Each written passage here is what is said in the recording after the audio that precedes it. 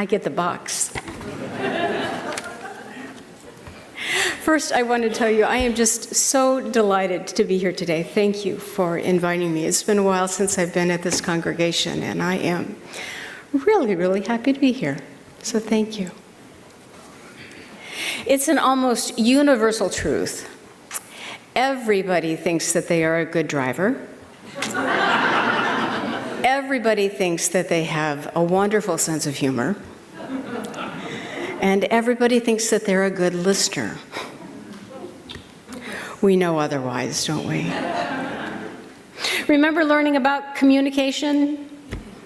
All about breaking things down into sending and receiving and decoding messages. Most of us have been taught how to actively listen, focusing on the other person, paying attention, listening to what they're saying, the importance of repeating back what you've heard. It takes a lot of energy to listen actively, and it can be hard. When I was teaching chaplaincy students, I remember one young woman coming to me, and she was just exhausted. And she said, "I don't know that I can be a chaplain. It is so hard listening to people." Paying attention like that, watching for those little changes in tone and cadence, and watching the face, and trying to keep track of all the things they're saying. I just don't know if I can do it. She really was tired. Fortunately, I was able to talk to her about a different way of listening, something that wasn't quite so exhausting. A way of listening that is enjoyable for both the speaker and the listener, that doesn't just leave you trashed by the end of it.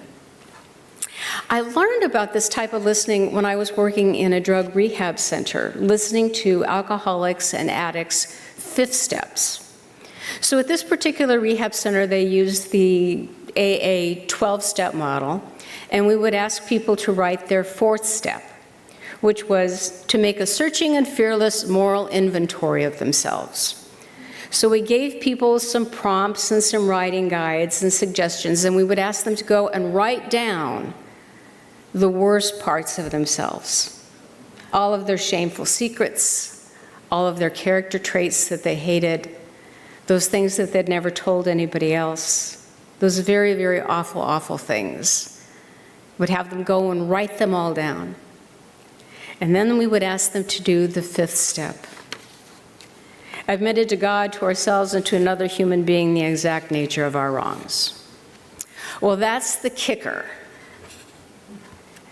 You gotta admit it to another living person.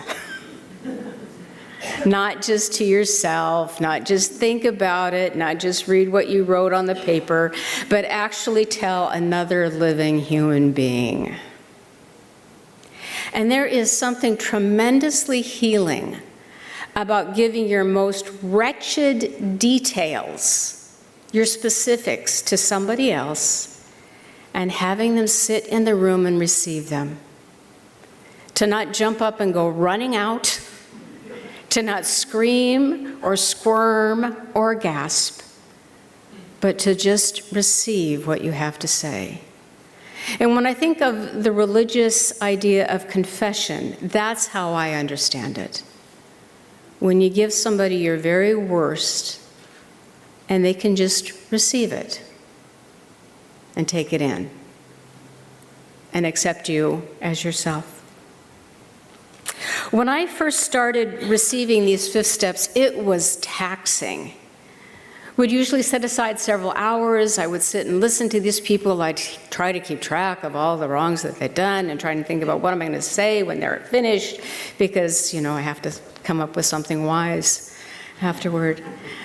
And it would just get exhausting. Initially, I would have people just read me their fourth steps, and that was boring as could be. And then I started to instead, I was glad that they had written out their fourth step. That was important. They needed to sort of organize their thoughts. But then I would just say, tell me your story. How did you come to be sitting before me in a drug rehab center? How did this all happen? And there was something absolutely fascinating about sitting and listening to somebody, and the only thing I knew was that there was this person and they were alive and they were ahead of me at that moment. When you go to a movie, you kind of know what's going to happen. You can often guess how it's going to go. But when someone tells you their life story, you really have no idea. There is no set arc about how it's going to go. And I was often surprised at the twists and turns that people's lives would take. But I would find that by doing this different type of listening, that I could sit and be quiet, maybe not even do the tell me more, make the little encouraging noises, maybe just be completely quiet for 2 hours and yet not be tired and still be engaged. And the person would still be engaged when I was done. And I found that I started to look forward to these fifth steps. It surprised me. When I learned about this listening, it was called impact listening or passive listening. So instead of straining to actively hear all the content and keep track of it, it was very much about just letting my brain go soft and quiet and empty. And I did not focus on the content. And so often when we think of active listening, we're focusing on the content. What did they say? Here, I would just let my mind go kind of blank and listen. And in doing that, I would often hear what was underneath the words. And then I could reflect that back to the individual. Oh, that sounds like that surprised you. Were you ticked off? Was that confusing for you? Your voice sounded tickled as you told that story. This is so different from the way it usually goes. So I'm guessing that you've been on both sides of this scenario. Perhaps you've been at work or running errands and you come home and a family member tells you all about their day and all about how the kids acted up and there was a fight with the neighbor and the dog got out and chased the mail carrier and then the cat had babies on the new bedspread. And then, you know, wanting to be helpful, you have a few things that you might want to share. You know how that goes? It doesn't go well, does it? No. And the person who's doing the talking generally says, I don't want to be fixed. I just wanted to be heard. Or if you've been on the other side. And let's face it, fixing never goes well. Whether you're the fixer or the fixee, it always leads to resentment. If you're the fixer, you get resentful about always having to fix this other person. And if you're the fixee, you get resentful because there's an implication that you don't know how to handle life and you have to be fixed. Either way, it doesn't go well. But what's very interesting is with this much softer listening, it often takes away this need to fix. Instead, you're connecting with the person on what's happening underneath the words, with the emotions underneath, with their heart. You're sort of aligning and attuning with them. The content doesn't really matter. It's the desire for connection. Now, isn't this backwards from everything you've been taught about listening? It's like, pay attention to the content, focus, focus, focus, and instead go soft. Now, you cannot do this while you're scrolling on your phone, okay? Or while you're reading through your emails. You do need to pay attention and be present. You need to put your body in position so you're paying attention to the other person. Point your feet at them. Have you ever talked to somebody and their feet are the other way? You know, they're just waiting to get out. So put your feet toward the person you're listening to. but then just go soft. You aren't paying attention to the content.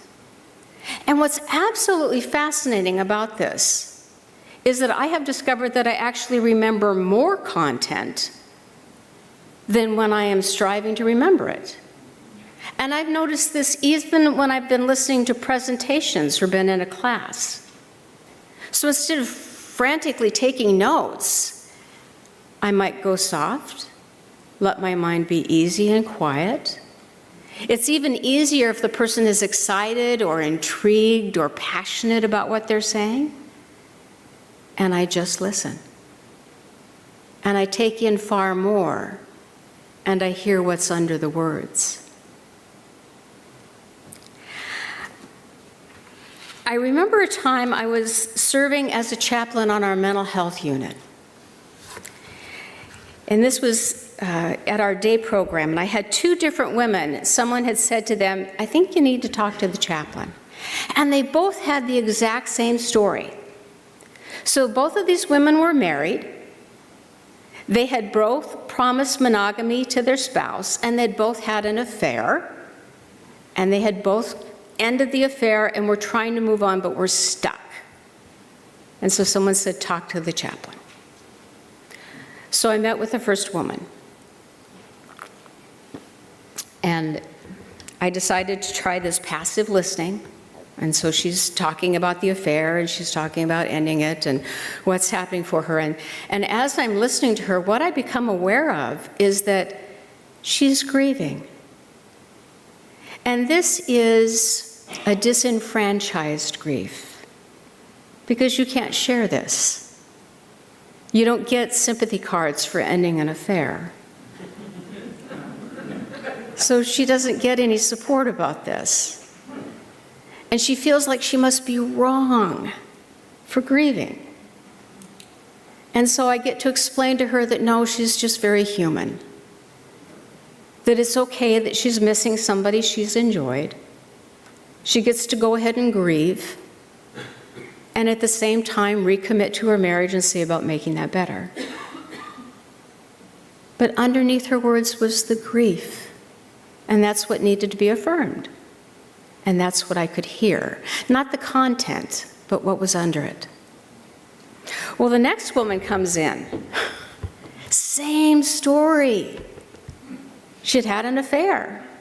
She'd ended it.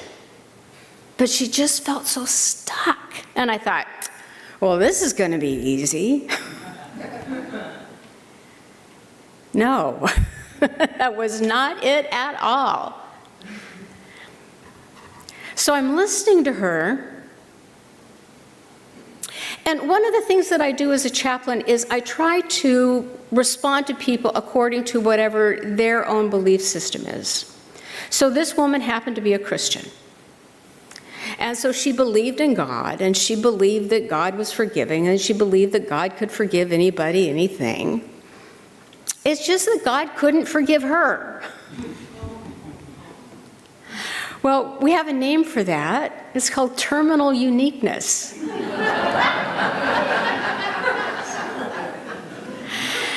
And I was able to point this out in a way that has some humor to it.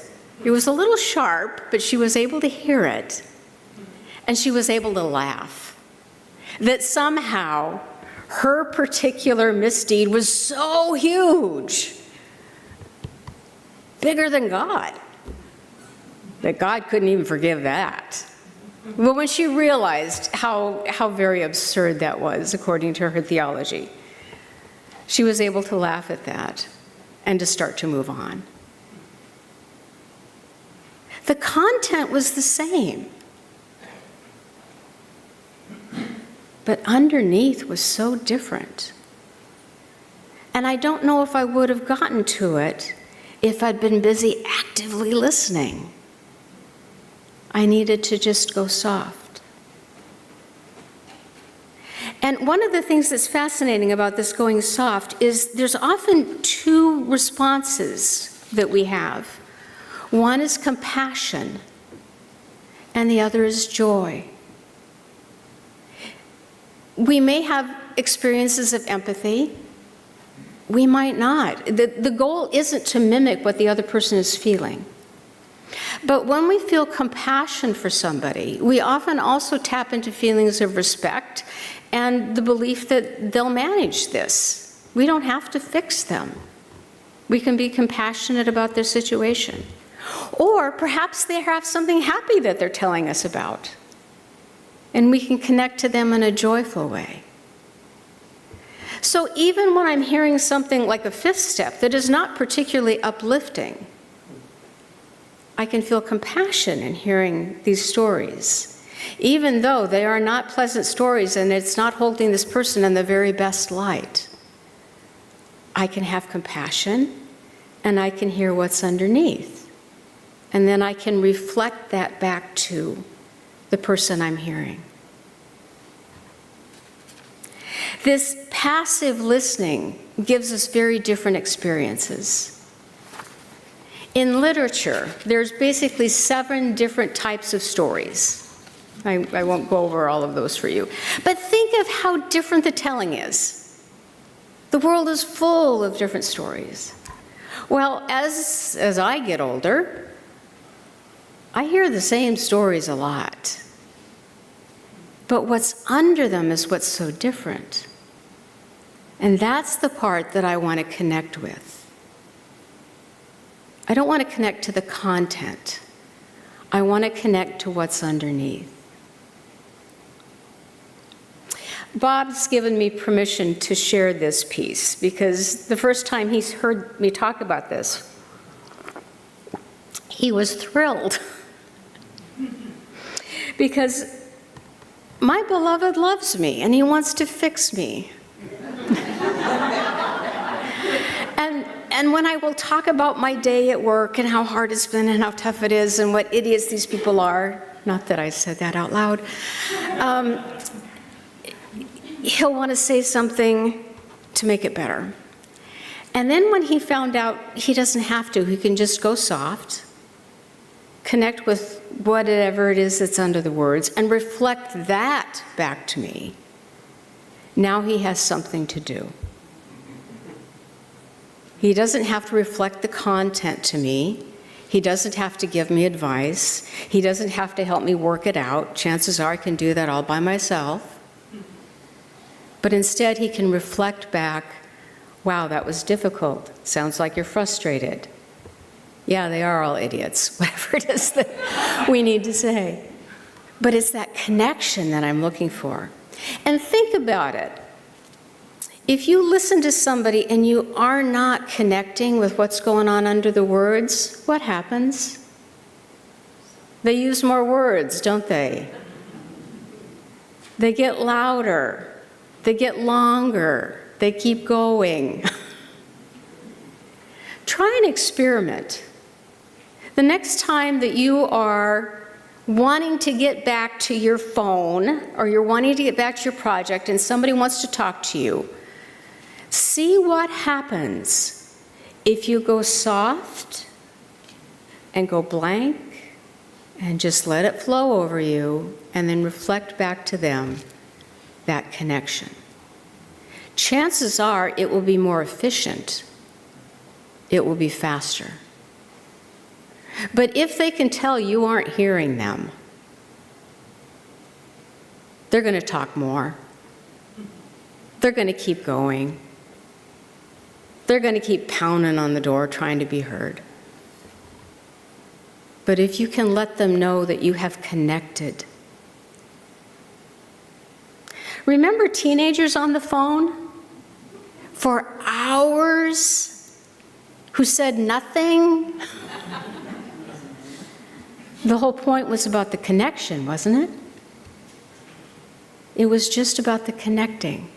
That's what so much of our conversation is. Now, there will be times when this type of listening is not what you want to do. You don't want to do impact or passive listening. There are times when you want to keep scrolling through your phone as somebody blathers on. Sometimes that's the appropriate response. Sometimes you do want to listen for content, and that's what you want to pay attention to. And sometimes what you want to do is let the content just flow over you. And it's fascinating how much more you'll actually remember. And you're smart people, so you'll catch on really quick. But sometimes it's not the content that people are wanting you to hear. It's what's going on underneath. And that's where the variety is. The stories get to be the same after a while. It's what's going on underneath. This type of listening is so much easier. It's so much gentler. When I was able to introduce this to my students, they found that it wasn't hard to go and listen to people. They didn't come away exhausted and trashed and thinking, I can't be a chaplain. They came away feeling uplifted and connected and compassion, even when the conversations were not uplifting and joyous. They still came away feeling better about themselves and about the other person. So today I offer you just a different way of listening, a different way of sitting and being with somebody, something that's much easier. A little hard to turn off the mind, but you can do that. And then just reflect back what you hear. As you go forward this week, I invite you to listen deeply and passionately and quietly. Don't struggle to hear, but open your heart and your mind and experiment with this. See what happens when you aren't focusing on the particulars and when you allow yourself to be touched by the person. Paul Tillich, who was a very famous theologian, said, the first duty of love is to listen. So may you listen with ease and grace. May you silence your mind and hear more than words. May you teach others how to listen beautifully to you. And may we all be better listeners than we are drivers. Amen and amen.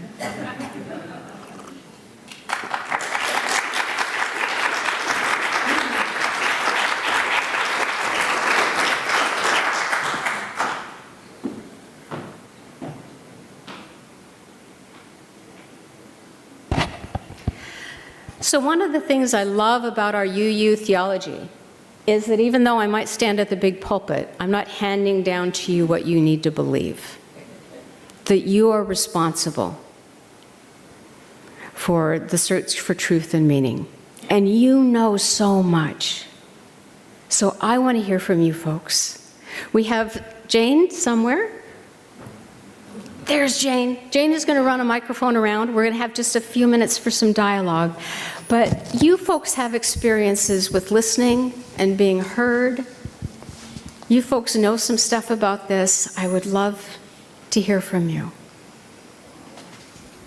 And maybe you can think about what makes the difference between when you know you're heard and when you don't feel heard.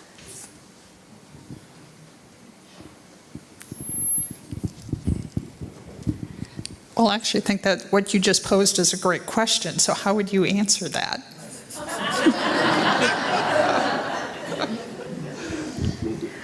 For me, I think about with Bob, if they start back with advice, I wasn't heard. Or if they start back with the content, I probably wasn't heard. But if they can reflect to me a little bit of, and I might not actually be aware of what was under the emotions, and I might need to be asked, gee, what stood out for you about that? Oh, we have someone in the back. Thank you. Shelley spelled correctly. One thing that I like is if someone, I feel like I'm heard if someone maybe says, okay, so it sounds to me like you're feeling disappointed about what happened at work. Am I getting that right? Because then they're like asking me to be like, yes, you got it, or give me an opportunity to correct them and be more specific. Like, no, I don't feel disappointed. I actually feel kind of regretful that I wasn't as prepared as I thought I should have been, or whatever it is. So when they ask you, give you the choice, yes. I don't know if it's relevant, but an interesting observation, which I don't really understand, but my wife here, Becca Brackett, is a reader. She's always reading it. And sometimes I will say something while she's reading, and she will get to the end of her paragraph and respond to me. It's like, it's going in there even though... So maybe I'm wrong. Maybe you can read while you listen this way.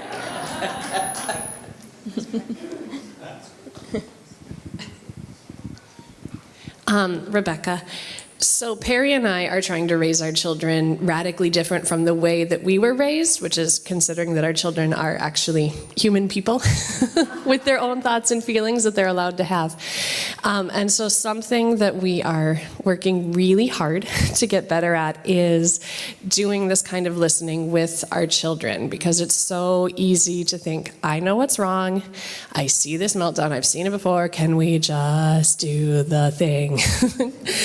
And that hasn't been working very well, to tell them that I know what they're thinking and that I know what they need to do. And so that is a thing that we are not amazing at yet, but it has really started making a difference, especially with our 6-year-old. Thank you. My name is Karen. I'm just thinking about if you were having a conversation with a professional, like a lawyer or a doctor, and they needed to hear your content very desperately. They very need to, and they get annoyed sometimes when you go off and you're too emotional and stuff like that. So I'm just wondering I feel like what you presented today is most applicable in interpersonal interactions, but I'm wondering what advice you have for professionals to apply this when they still need to listen to the content. So there are times when content is the focus. You're absolutely right. I do want my lawyer to be able to say, yeah, you sound frustrated and please don't kill anyone. And yet I do need them to pay attention to the content. So hopefully they can do both, but this isn't applicable for everything. So you're absolutely right there. And I will tell you that I do use this often when I am the helping professional and I am counseling somebody. And I have found that when I let my mind go soft and blank, I actually give better answers.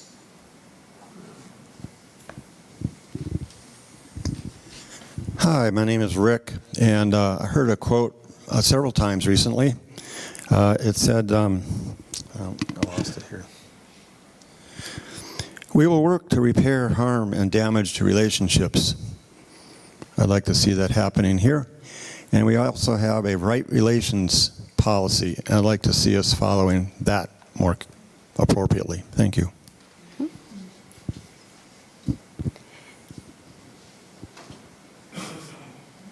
And do we have anyone else before we... One more. It's a good thing you're quick, Jane. My name is Bonnie. I have found that this helps me intrapersonally. If I wake up grumpy, I can say, I'm grumpy. Why am I so grumpy today? And when I get down to why am I so grumpy today, I'm listening to what's underneath my grumpy behavior. This helped me once when I was walking around feeling very sad for a long time, 2 weeks. Why am I so sad? And I said, I know why I'm sad. I'm grieving, and this is what I'm grieving about. So I find that this helps me listen to my inner voice, or whatever that is inside that tells me who I really am. Thank you. That is a lovely thought to end on. Perfect. This is why I love the dialogue. I always come away with good